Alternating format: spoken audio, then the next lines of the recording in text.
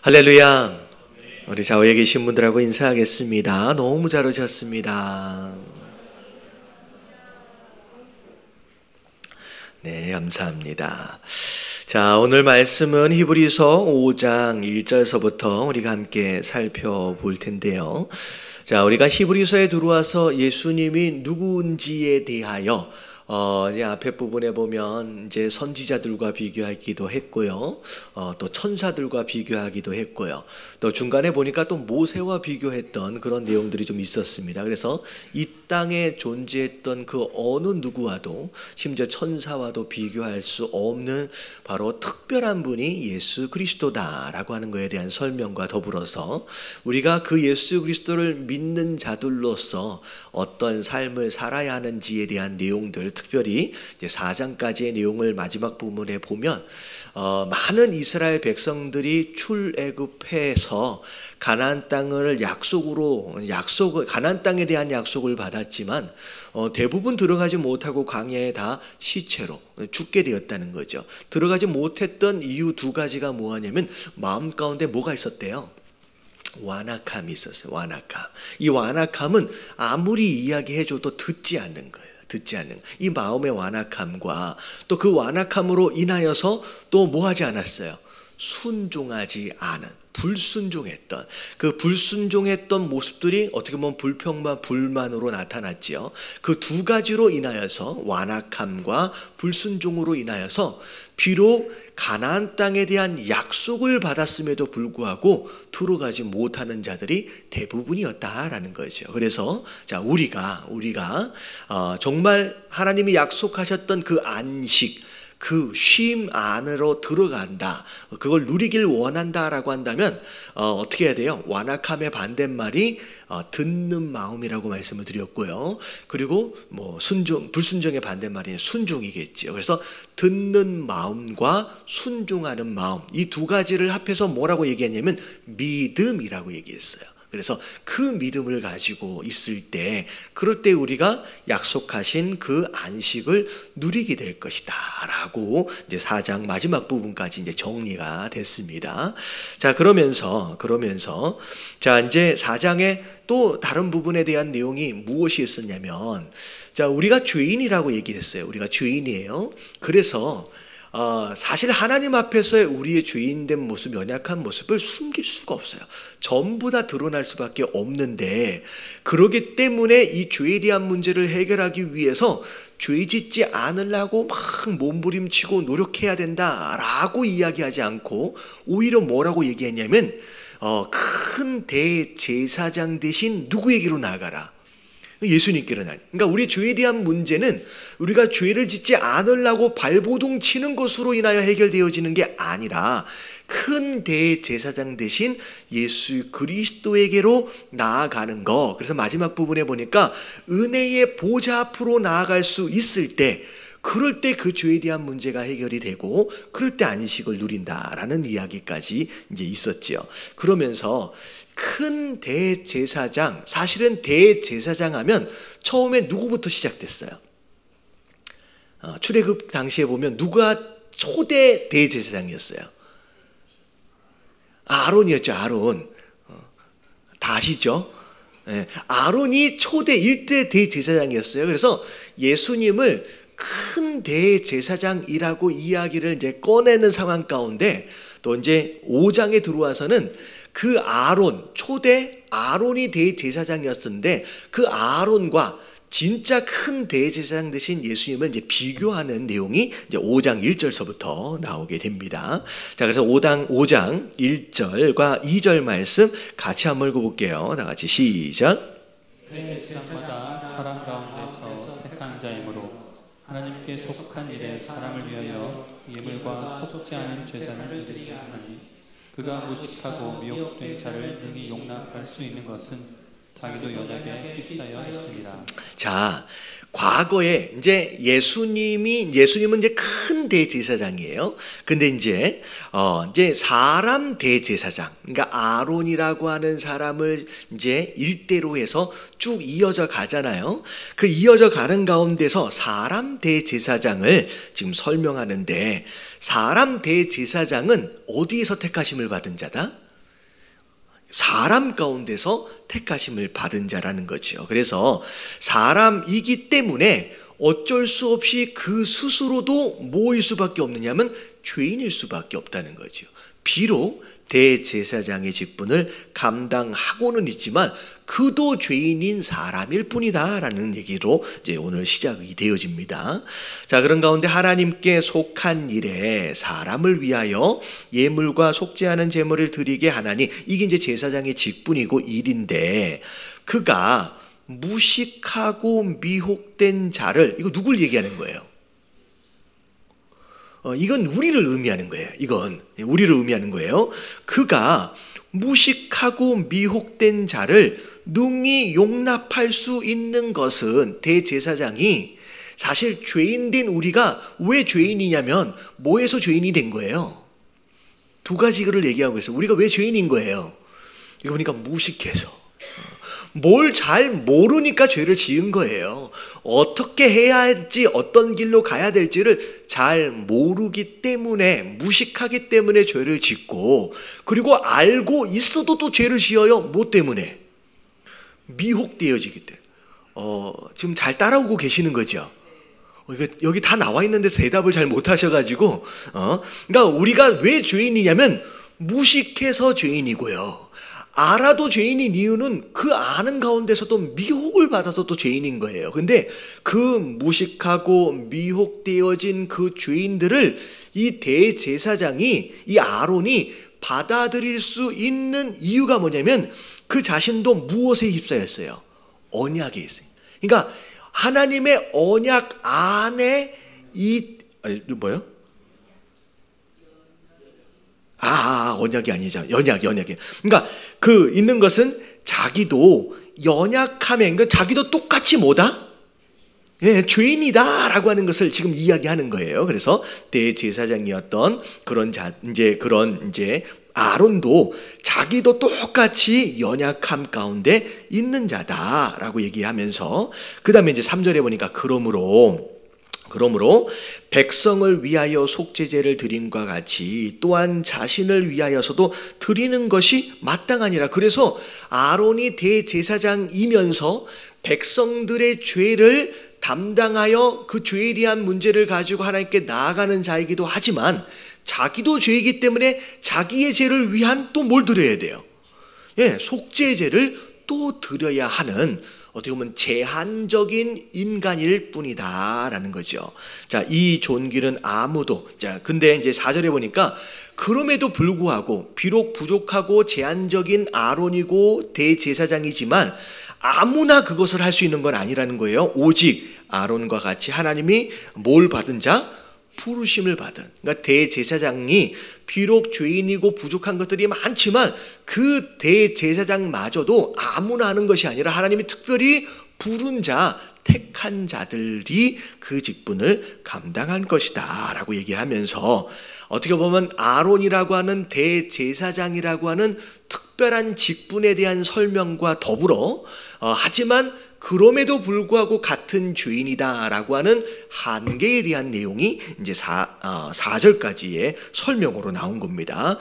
자, 그러면서 이제 5절서부터는 누구에 대한 내용이 나오냐면 진짜 대제사장 되신 누구? 예수님에 대한 설명이 나오는 거예요. 근데 자, 우리가 이제 좀 알아야 될 게 뭐냐면 이 대제사장이라고 하는 이 단어의 원래 뜻이 뭐냐면, 이제 원어적인 뜻이 뭐냐면 다리를 놓는 사람이에요. 다리를 놓는 사람. 자, 다시 말하면 누구와 누구와의 다리를 놓는 거예요. 하나님과 우리 사이 끊어져 있었잖아요. 죄로 인하여 끊어져 있었는데 그 하나님과 우리 사이를 다리 놓는 자로서가 사실은 이 대제사장이라는 거죠. 근데 이제 아론과 인간 대제사장은 한계가 있다.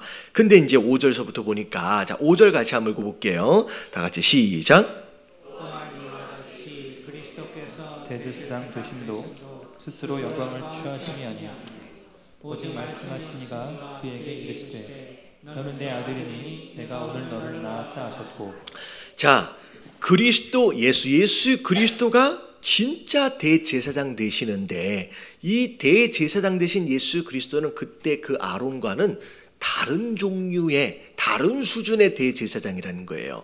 자, 그래서 스스로 취하심이 아니다 오직 말씀하시니 아버지 하나님이, 자, 어떻게 보면 아론 제사장도 대제사장도 하나님의 특별한 부르심이 있는 자가 대제사장 되는 것처럼 이 예수님의 대제사장 되심도 누구에 의한 거예요? 오직 말씀하시느니, 이게 아버지 하나님이거든요. 아버지 하나님에 의해서 대제사장 되셨는데, 특별히 예수님에게는 뭐라고까지 말씀하셨냐면, 자, 그에게 이르시되 너는 내 아들이니 내가 오늘 너를 낳았다라고. 다시 말하면 하나님의 무엇 되심으로써의 대제사장이냐면 아들 되어지심으로써의 대제사장이라는 거예요. 아들. 자, 이게 우리가 뭘 알아야 되냐면 사자의 새끼는 뭐가예요? 사자예요. 사자의 새끼는 사자예요. 하나님이 낳았다라고 한다면 결국 하나님이 낳은 자로서 그분 자체가 또 뭐가 되는 거예요? 하나님 되시. 다시 말하면 예수 그리스도의 대제사장 되심은 죄인된 인간으로서가 아니라 하나님의 아들로서 하나님으로서의 대제사장 직분을 감당하는 자라는 거죠. 자, 또한 6절 같이 한번 읽어볼게요. 시작. 또한 이와 같이 다른 데서 말씀하시되 내가 영원히 멜기세덱의 반차를 따르는 제사장이라 하셨으니. 예, 갑자기 멜기세덱이라고 하는 특별한 이름이 나오니까 이게 누군가 싶을 수 있는데, 여러분, 이 멜기세덱이 언제 등장을 하느냐? 이게 아브라함 당시에 등장을 해요. 네, 아브라함이 이제 여기 보니까 아브라함이 나중에 이제 전쟁에서 이기고 나서 돌아올 때 아브라함이 그 거둬들인 것들 중에 10분의 1을 멜기세덱이라고 하는 하나님의 제사장에게 그 10분의 1을 처음 드리면서 이제 11조가 이제 생긴 거거든요. 근데 그때 10의 1을 드리면서 하나님께 영광을 돌렸던 적이 있는데, 그게 성경에 등장하는 하나님의 대제사장, 제사장이라고 불려지는 첫 번째 인물이에요. 그러니까 어떻게 보면 일대 공식적으로 율법 아래에서 공식적으로 대제사장 되어진 자는 아론인데, 사실 더 거슬러 올라가 보면 원래 처음에 대제사장으로 등장하는 사람이 누구냐면 이 멜기세덱이라고 해요. 근데 이 멜기세덱은 도대체 어디서 어떻게 생겨났는지를 모르는 굉장히 신비스러운 존재입니다. 왜냐하면 어떻게 보면 저기 아담과 하와 셋의 족보, 가인의 족보에서 쭉 흘러내려오는데, 이게 셋의 족보에서 쭉 흘러내려오면서 사실 아브라함까지 오는 과정 가운데 멜기세덱은 족보가 없어요. 그러니까 어떻게 보면 굉장히 신비스러운 존재로서 갑자기 등장하지만 이게 사실은 장차 오실 예수 그리스도의 마치 예표로서 등장하는 신비스러운 제사장의 그 모습이라는 거죠. 근데 그것에 이제 멜기세덱, 성경에 처음 등장했던 그 제사장, 그 멜기세덱의 그 제사장의 권위와 신분을 그대로 이어받아진 존재로서 예수님이 지금 그 역할을 감당하는 것이 지금 예수님의 대제사장 직분이라는 거죠. 자, 그래서 거슬러 올라가면 그 멜기세덱까지 이제 거슬러 올라간다는 거예요. 자, 그러면서 7절 같이 한번 읽어봅니다. 시작.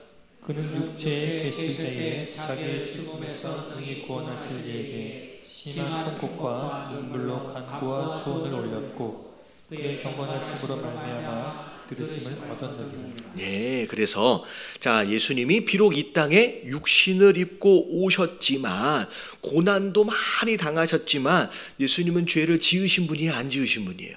죄를 짓지도 않고 죄가 없으신 분이죠. 이 땅에서 경건하게 이 땅을 살아내신 분으로서 인간과는 다른 종류의 대제사장이다라고 이야기를 합니다. 자, 그러면서 8절에 그가 아들이면서도 받으신 고난, 하나님의 아들이면 하나님이잖아요. 그런데 고난 받으실 필요가 없어요. 근데 고난을 받으셨어요. 왜 고난을 받으셨어요? 그 고난이 곧 아버지 하나님께 대한 무엇이기 때문에? 순종이기 때문에. 그러니까 어떻게 보면 예수님의 대제사장 되어지심은 하나님이 아들 되어진 자들에게 임명하신 거예요. 그리고 육신을 입으셨지만 죄가 없는 자로서 이 땅을 경건하게 살아가신 분일 뿐만 아니라 그 직분을 스스로 온전히 감당해내기 위해서 하나님 아들 되심에도 불구하고 고난에 뭐 하셨다? 순종하셨어요. 그래서 그분이 처음부터 순종하심으로 말미암아 어떻게 되셨다? 온전하게 되셨은즉 자기에게 순종하는 모든 자에게 영원한 구원의 근원이 되셨다. 그리고 10절 시작. 하나님께 멜기세덱의 반차를 따른 대제사장이라 칭하심을 받으셨느니라. 예, 그래서 멜기세덱의 반차를 따라서 대제사장이다 라고 하는 칭함을 받으셨다. 그래서 우리의 구원자가 누구인 거예요? 예수 그리스도 되어지심. 이게 모든 과정이라는 거예요. 그래서 사실 이제 인간 대제사장과 예수 그리스도 대제사장이 비교가 되어지면서 인간 대제사장은 어떻게 보면 경건하게 살 수도 없어요. 죄인이에요. 자기 죄 때문에 자기가 또 속죄제를 또 드려야 하는, 그리고 사실 아론만 해도 완벽하게 순종을 했어요, 못했어요? 완벽하게 순종을 한 존재가 아니라는 거죠. 그런데 예수님 대제사장은 하나님이 지명하셨을 뿐만 아니라 이 땅을 사셨음에도 불구하고 죄가 없으신 분으로 완벽하게 하나님 아들 되심에도 불구하고 그 고난에 순종하신 분으로서의 대제사장이라는 거예요. 그래서 우리가 이제 이 죄에 대한 문제를 위하여 나아가야 할 그 대상은 인간 대제사장 정도의 수준이 아니라 예수 그리스도 그 대제사장에게 우리가 나아갈 수 있게 되었다라고 하는 거죠. 자, 그러면서 자 11절입니다. 자, 같이 한번 읽어볼게요. 시작.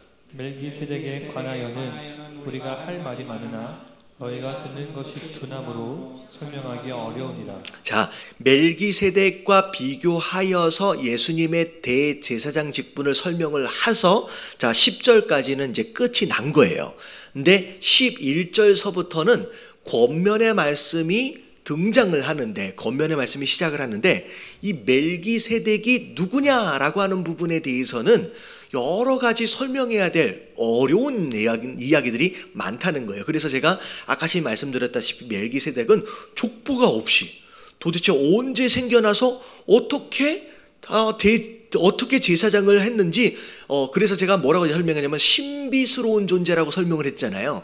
근데 여기에 보니까 설명하기가 어렵다라고 얘기를 해요. 할 말이 많은데, 근데 설명하기 어려운 이유가 뭐냐면 너희가 뭐 하는데 둔하대요? 듣는데 둔하대요 라고 이야기하면서 12절서부터 권면의 이야기가 어떻게 시작되느냐. 자, 보면 때가 오래되었대요. 자, 너희가 마땅히 선생이 되었을 터인데, 이 이야기는 복음을 이미 듣고 이미 뭘 받은 자예요? 구원을 받은 자예요. 이미 성도 되어진 지 오래됐어요. 그래서 이미 복음에 대해서도 많이 듣고 배우는 가운데 성도 되어진 자가 된 지 오래되어서 이제는 너희가 어떤 사람이 되어야 한다? 보니까 다른 사람을 이제는 가르치는 사람이 되어야 할 쯤 정도의 이 수준이 된 거예요. 시간적으로 볼 때. 근데 선생이 되었을 터인데 너희가 다시 하나님 말씀의 초보에 대하여 누구에게서 가르침을 받아야 할 처지니, 다시 말하면 시간적으로 볼 때 충분히 성숙해서 누군가에게 영향을 주고 누군가를 가르쳐야 할 수준에까지 와 있어야 되는데 지금 그렇게 된 거예요? 안 된 거예요? 안 된 거예요. 아직도 뭐 하고 있는 거예요? 아직도 배우고 있는 거예요. 여러분 신앙이 어떤 부분에 있어서는 한결같이 꾸준해야 하는 부분들도 있지만, 여러분 시간이 지나면서 여러분 우리가 성장하고 성숙해져야 하는 줄로 믿습니다. 여러분 우리가 배우는 시간, 어떻게 보면 계속 배워야 하지만 어느 정도 배웠다라고 한다면 이제는 뭐 할 줄도 알아야 돼요. 이제는 가르칠 줄도 알아야 돼요. 어찌 보면 우리가 뭐 하기 위해서 배우느냐라고 했을 때 사실은 가르치기 위해서 또 배워야 하는 게 또 다른 목적들 가운데 하나는 거죠. 근데 이 당시 이 히브리서 이 편지를 받는 그 사람들은 맨날 앉아서 뭐만 하고 있는 거예요? 예, 계속 배우기만 하는 거예요. 벌써 5년째, 벌써 10년째 됐는데 이제는 누군가를 섬기고 누군가를 가르치고 누군가를 돌봐야 하는 그런 스테이지에 와 있어야 되는데 그건 하기 싫고 계속 책상에 앉아가지고 뭐만 해달라는 거냐? 배우고만 싶다는 거예요. 근데 그 배우는 것도 어느 수준 정도의 배우는 것이냐? 자, 말씀의 초보에 대하여 누구에게 가르침을 받아야 할 처지니 심지어 뭐는 못 먹어요. 단단한 음식은 못 먹고 젖이나 먹어야 할 자가 되었도다. 그러니까 부드러운 음식, 다시 말하면 설교를 들을 때 뭐 하면 복을 받을 거예요, 다 잘 될 거예요, 다 은혜요, 이런 얘기는 이게 저처럼 먹기가 되게 편하잖아요. 그러니까 이런 것은 너무 좋은 거예요. 근데 헌신해야 합니다, 수고해야 됩니다, 전도해야 됩니다, 이런 얘기를 들으면 왜 저런 얘기를만 하실까 마음이 뭐예요? 불편해지는 거예요. 이게 어떻게 보면 이 단단한 음식인 거예요. 우리가 믿다 보면 뭐 당할 수도 있어요. 핍박 당할 때도 있고 고난 당할 때도 있고 사명 감당하면 오해 당할 때도 있고 어려운 일들이 많이 있습니다 라고 하는 이런 단단한 음식은 먹고 싶지 않고 좀 축복이나 받고 편해진다, 넓은 길이다, 꽃길이다, 이런 얘기만 듣고 싶어 하는 그런 수준, 지금 너희가 그런 상황이 아닌지 돌아보라는 얘기예요. 그러면서 13절, 자, 다 같이 시작. 이는 젖을 먹는 자마다 어린아이니 이의 말씀을 경험하지 못한 자요. 예. 자, 젖을 먹는 자는 아직 어린아이예요. 의의 말씀, 어떻게 보면 진짜 말씀의 본질은 아직 경험해보지 못한 자의 수준이다라는 거죠. 그러면서 14절 시작. 단단한 음식은 장성한 자의 것이니 그들은 시각을 사용함으로 연단을 받아 선악을 구별하는 자들입니다. 예. 자, 단단한 음식을 먹을 수 있는 장성한 자가 되어야 한다라는 거죠. 자, 이제 대충 몇 년 정도 지나면 이 단단한 음식을 좀 먹을 수 있어야 돼요. 성경에 뭐 몇 년이라고 나와 있지는 않지만 대략 기본으로 얘기하면 예수님의 제자들이 3년 동안에는 계속 뭐만 먹었어요? 젖만 먹었어요. 단단한 음식에 대하여 이야기할 땐 알아들어요, 못 알아들어요? 못 알아들어요. 그런데 3년 정도가 지나고 나서 성령 충만을 받은 다음에서부터는 무슨 음식을 먹기 시작해요? 단단한 음식을 먹으면서 사도로서 가르치는 자, 섬기는 자, 헌신하는 자가 되었다는 거죠. 그래서 여기서 혹시나 내가 신앙생활을 시작한 지 3년이 넘었다라고 한다면 이제는 무슨 음식을 먹어야 돼요? 3년 넘은 사람. 3년 넘은 사람 있어요? 손 한번 들어보세요. 끝까지 안 들으시는데. 제가 봐도 분명히 3년 넘은 건데. 3년 정도만 넘어도 이제는 뭐 해야 될 때냐? 자꾸 배우려고 앉아서 젖만 먹으려 하는 그 신앙에서 넘어서서 이제는 단단한 음식을 먹고 여러분 장성한 자로서의 신앙을 살아가야 되는 줄로 믿습니다. 그래서 단단한 음식은 장성한 자의 것이니 그들은 자, 지각을 사용한대요. 이제 머리를 쓰는 거예요. 이제 배운 것에 대하여. 그리고 뭘 해요? 이제 연단을 받아요. 여러분 이게 장성한 자예요. 누가 그런 얘기를 하더라고요. 얘는 처음 교회 와가지고 예배 막 드리고 할 때는 너무 행복한 거야. 너무 기쁜 거야. 예배만 드리는데 안 행복한 사람이 어디 있겠어요. 근데 이제 봉사회를 시작을 하고 헌신의 과정 가운데로 넘어갈 때부터 그때부터 무슨 일이 시작돼요? 여러분 그때부터 불행이 시작된 게 아니에요. 불행이 시작된 게 아니라 행복한 거예요. 근데 그 행복 안에 뭐가 시작된 거예요? 여기 보세요. 연단이 시작된 거예요. 내가 그전에는 되게 아무런 어려움도 없었고 아무런 고민도 없었고 굉장히 좋았는데 왜 갑자기 봉사하고 헌신하고 막 수고하다 보니 오히려 더 힘들어. 이게 불행해진 게 아니라 그 행복한 그 안에서 뭐가 시작된 거다? 연단이 시작된 거예요. 여러분 이거는 피해갈 게 아니라 여러분 감당해내야 하는 것인 줄로 믿습니다. 여러분 이 연단을 피한다라는 것은 계속 나는 어디 있고 싶다? 젖먹는 자에 머물고 싶다는 거예요. 지금 이 히브리서를 쓰는 이 저자는 뭐라고 얘기하는 거냐? 그 젖먹는 자의 스테이지에 계속 있으면 된다, 안 된다? 안 된다는 거예요. 비록 연단으로 인하여 힘들어질 수 있지만 네가 장성한 자라고 한다면, 누군가를 가르치고 누군가에게 영향을 줘야 할 자다라고 한다면 이제는 그것을 감당해내라.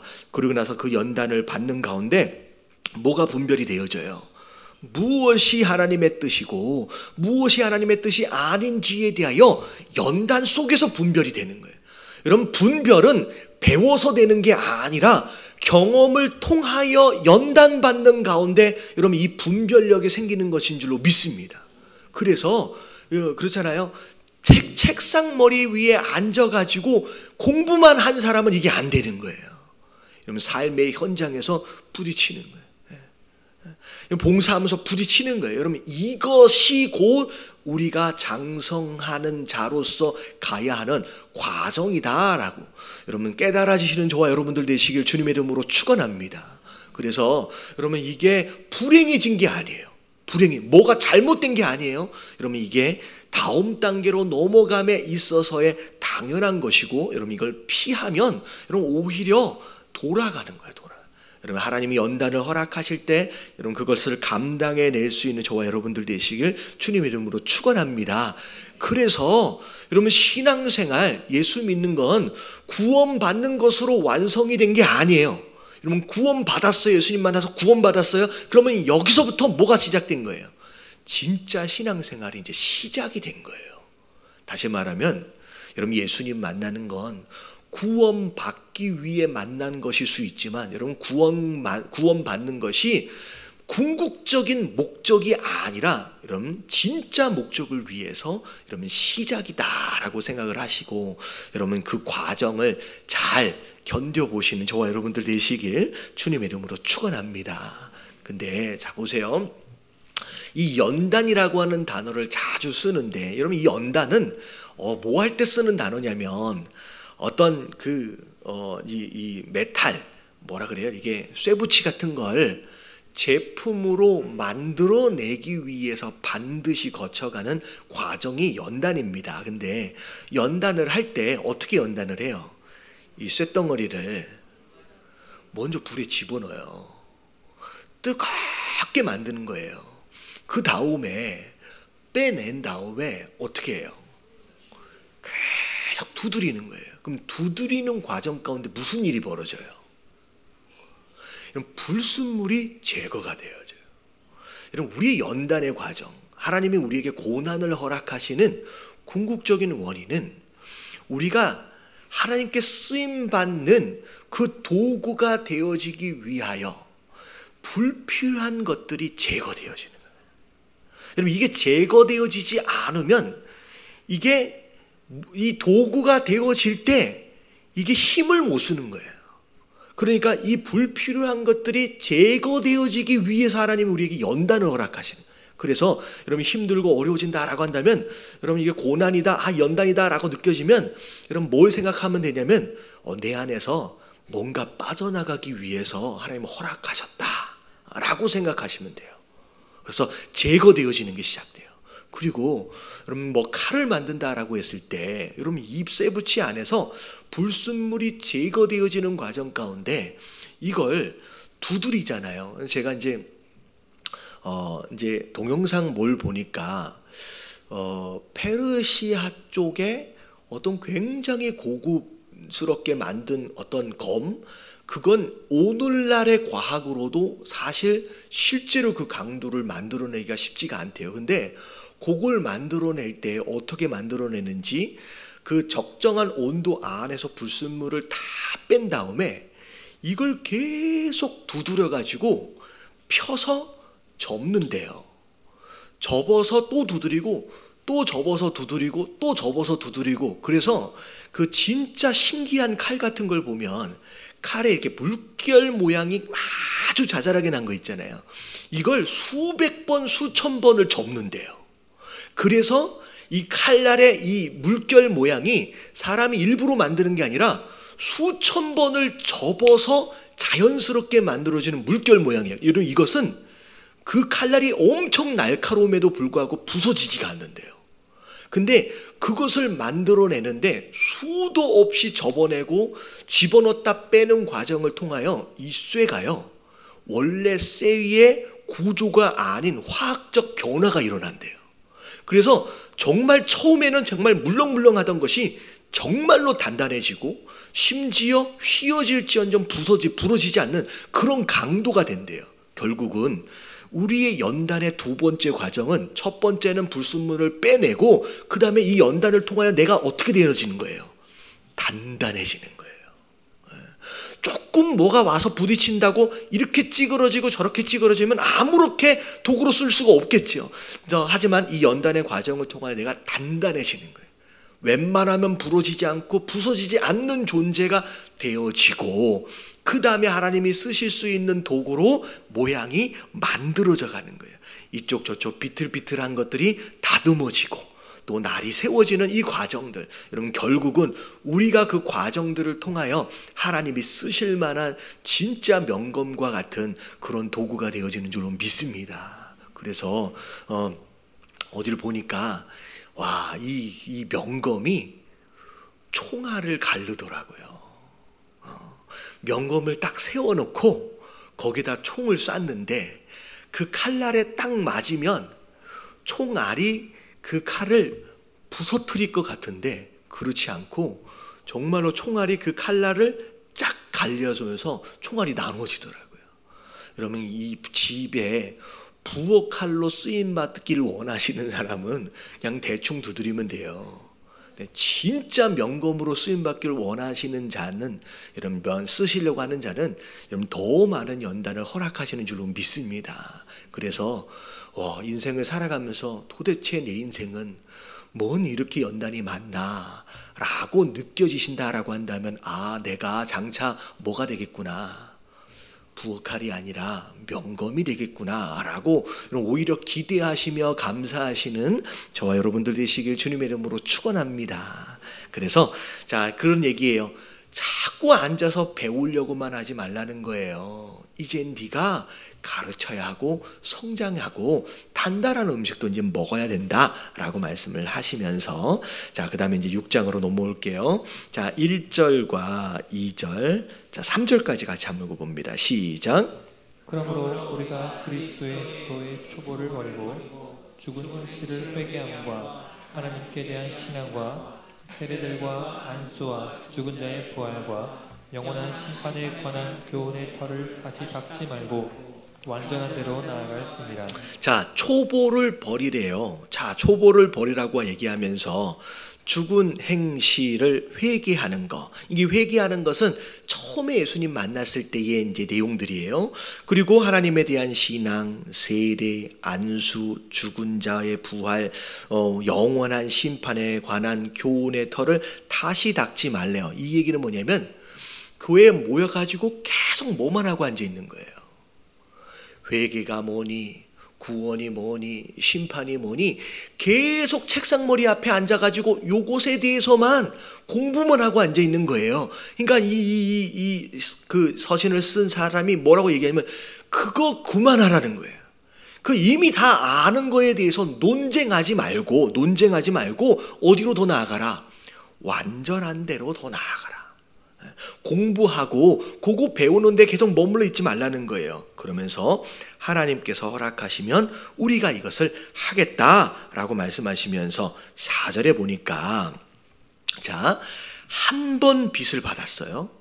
그리고 하늘의 은사를 맛보았대요. 다시 말하면 은사를 누린 게 아니에요. 아, 이게 은사구나 라고 맛 한 번을 본 거예요.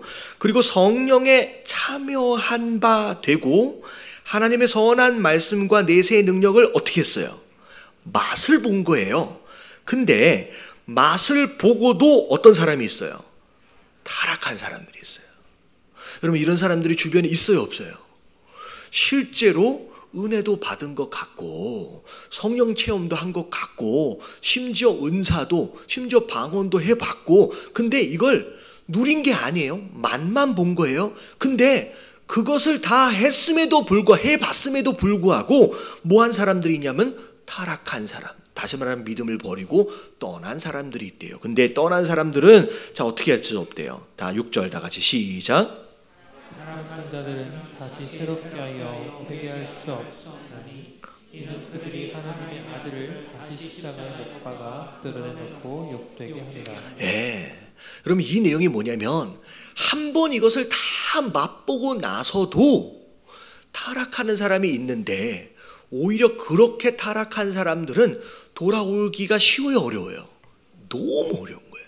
차라리 조금 믿는 사람이 오히려 더 쉽지, 오히려 이 모든 것들을 다 맛보고 나서 타락하여 떠난 자들은 돌아오기가 너무 어렵다는 거죠. 주변에 그런 사람들이 많이 있습니다. 전에 뭐도 했었고 근데 결국은 교회를 떠났어요. 근데 그런 사람들이 돌아오기는 너무 힘들다는 거예요. 지금 그 얘기를 하는 거예요. 오히려 차라리 맛보지 않았었다라고 한다면 차라리 더 쉽게 돌아올 텐데, 그렇게 그 맛을 보았음에도 불구하고 떠난 자다 그러면 돌아오기가 너무 힘들어진다는 거죠. 여러분들 이미 여러분들은 이 자리에 계신 분들은 맛을 본 사람인 줄로 믿습니다. 여러분 그 맛 이상을 이미 누리고 있는 분들인 줄로 믿습니다. 떠나면 돼요, 안 돼요? 떠나면 진짜 돌아오기가 어려워져요. 그냥 그 얘기하는 거예요. 지금 이 히브리서를 쓰는 이유와 목적이 뭐라 그랬어요? 많은 사람들이 여러 이유들로 인하여 교회를 떠나요.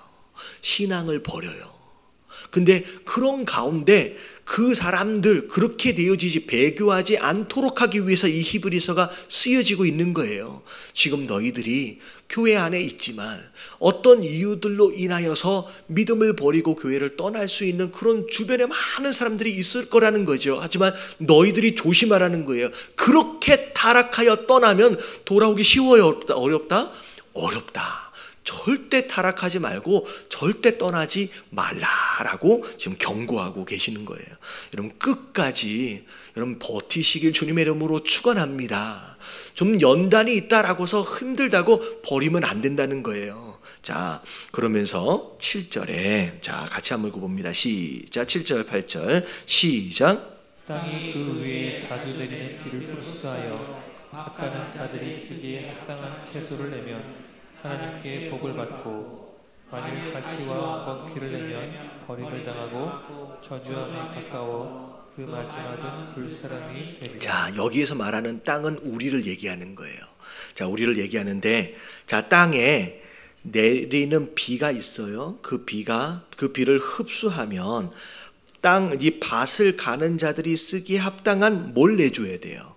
채소를 내줘야 돼요. 다시 말하면 하나님이 땅인 우리에게 비를 내려주신다 라고 하는 것은 이 말씀을 부어주시고 은혜를 부어주시고 필요한 것들을 공급해 주신다는 거예요. 그러면 그런 것들이 웬만큼 들어가면 결과적으로는 뭘 내줘야 돼요? 그 하나님께, 그 밭을 가는 자에게 합당한 채소, 합당한 열매를 내어줘야 된다는 거예요.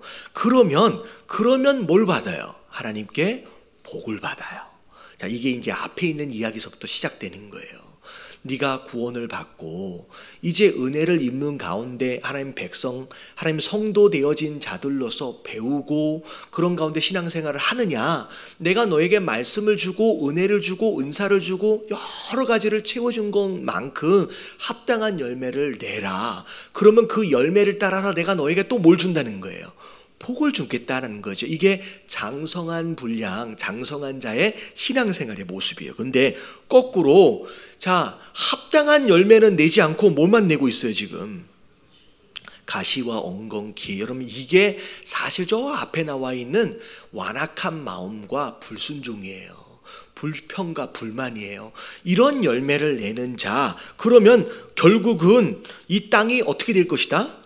버림을 받고 저주함에 가까워 마지막 날에는 이 땅 자체를 하나님 뭐 해버리시겠다? 불살라 버리시겠다라고 말씀하시는 거예요. 우리가 구원받은 자로서 이 밭을 갈고 계시는 하나님께서 기대하시는 합당한 열매가 있는 줄로 믿습니다. 그 열매를 맺으라는 거예요. 그러면 복을 주겠다라고 말씀하시는 거예요. 자, 그러면서 사랑하는 자들아, 우리가 이같이 말하나 너희는 이보다 더 좋은 것 곧 구원에 속한 것이 있음을 확신하노라. 자, 이제 9절서부터 이제 억양이 좀 바뀐 거예요. 자, 8절까지 내용만 막 얘기하다 보니까 읽고 있는 사람이 기분이 좋을까요, 안 좋을까요?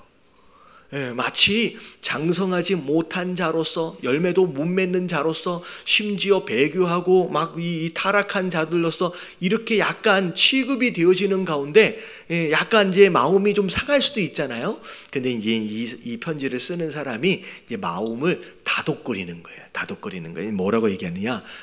이제 너희가 뭐한 자다. 지금 내가 여태껏 얘기하는 것들 가운데 좋은 것들, 잘 해야 되는 것들을 마땅히 하고 있다, 안 하고 있다. 내가 하고 있는 것으로 믿겠다는 거예요. 믿겠다는 거예요. 확신하노라. 그러면서 10절에 다 같이 시작. 하나님은 불의하지 아니하사 너희 행위와 그의 이름을 위하여 나타낸 사랑으로 이미 성도를 섬긴 것과 이제도 섬기고 있는 것을 잊어버리지 아니하시느니라. 네, 마치 이미 잘하고 있는 것처럼 약간의 뉘앙스를 바꿔서 격려하시는 거예요. 그래서 이렇게 이렇게 화장실이나 이런 데를 가면, 관공서를 같은 데를 보면 이게 표시판 같은 것을 이렇게 붙여놓는데, 옛날에는 뭐 하지 말라라고 하는 표현들이 많이 붙어 있는데, 요즘에는 뭐라고 붙어 있냐면 뭐 해주셔서 감사합니다. 이런 식의 이제 표현들이 많이 이제 써집니다. 근데 이게 뭐냐면 아직 안 했어요. 아직 안 했는데 마치 지금 잘 하고 있는 것처럼의 뉘앙스로 표현이 된 것으로 인하여서 마음이 어떤 거예요? 마음이 좋은 거예요. 그리고 오히려 하지 말라고 할 때보다 잘하고 있어서 너무 고마워, 나는 잘 믿고 있어 라고 표현되어지는 것으로 말미암아 오히려 편안하게 그렇게 순종하는 것을 돕는 거죠. 그래서 지금 이런 이제 문체로 이제 바뀐 거죠. 자, 그런 가운데 마땅히 맺어야 할 그 채소, 그 열매가 무엇인지에 대하여 설명을 하되 마치 이미 잘 하고 있는 것처럼 설명을 합니다. 자, 행위, 그 이름을 위하여 나타내는 사랑으로 이미 성도를 너희가 뭐 하고 있다? 섬기는 것. 이게 이제 마땅히 맺어야 할 채소, 열매에 해당되는 거예요. 성도를 섬기는 것. 이제도 섬기고 있는 것을 잊어버리지 아니한다. 다 이제 섬기는 것이 이게 이제 맺어야 할 좋은 열매고. 자, 그리고 나서 11절에 보니까, 자, 우리가 간절히 원하는 것은 너희 각 사람이 동일한 부지런함을 나타내어 끝까지 소망의 풍성함에 이르러. 다시 말하면 부지런하다는 얘기는 해야 할 일이 있다는 거예요. 계속 앉아서 말씀만 듣고 배우는 자에 머무르지 말고 그것으로 배운 것이 있고 은혜 받은 것이 있다라고 한다면 해야 할 일이 있다. 그 해야 할 일을 어떻게 해라? 부지런히 해라는 거죠. 그러면서 마지막, 자, 오늘 여기까지만 볼 거예요. 12절. 자, 다 같이 시작. 게으르지 아니하고 믿음과 오래 참음으로 말미암아 약속들을 기업으로 받은 자들을 본받는 자 되게 하려는 것입니다. 네, 여러분 이게 궁극적으로 장성한 자가 맺어야 할 열매예요. 게으르지 아니하래요. 열심히 해야 할 일들을 하래요. 그리고 믿음이 있어야 되고 또 뭐 해야 된대요? 오래 참음이 있어야 된대요. 여러분 이 오래 참음은 모든 만사가 다 해피하고 다 잘 될 때 쓰는 단어가 아니죠. 여러분 이 오래 참음은 뭐 할 때 쓰는 단어예요? 힘들 때 쓰는 단어예요. 부지런히 그렇게 노력하고 무엇인가를 섬기고 애를 쓰는데 어려운 일이 있을 거라는 거예요. 고난이 있을 거라는 거예요. 네 마음대로 잘 안 되는 일이 있을 거라는 거예요. 근데 그럼에도 불구하고 지난주에 말씀드린 것처럼 뭐 하지 말라. 끝까지 포기하지 말고 끝까지 오래 참아봐라. 그리고 말미암아, 우리 참으로 말미암아 약속들을 기업으로 받는 자들을, 자, 다시 말하면 오래 참으면 약속을 기업으로 받는데요. 그리고 나서 또 뭐 하래요? 본받는 자 되게 하려 하는가. 이 얘기는 내가 그렇게 사는 것으로 끝나는 게 아니라 내가 그렇게 살아내는 것으로 말미암아 이제 처음 믿는 사람, 초짜들 있잖아요. 그 초짜들이 지금 나의 장성한 자의 모습을 통하여 이 사람들이 뭐 하는 거예요? 배우게 된다는 거예요. 본이 되어진다는 거예요. 여러분, 이런 성도가 되어지시길 주님의 이름으로 축원합니다. 와, 내가 신앙생활을 시작했는데 내가 저 장로님처럼, 내가 저 집사님처럼, 내가 저 권사님처럼이라도 이만큼이라 뭐라고 표현해야 돼요? 고분처럼이라도 내가 살아봤으면 본받고 싶은 여러분 그런 성도가 되어지시길 주님의 이름으로 축원합니다. 그래서 여러분 배우는 거 중요해요.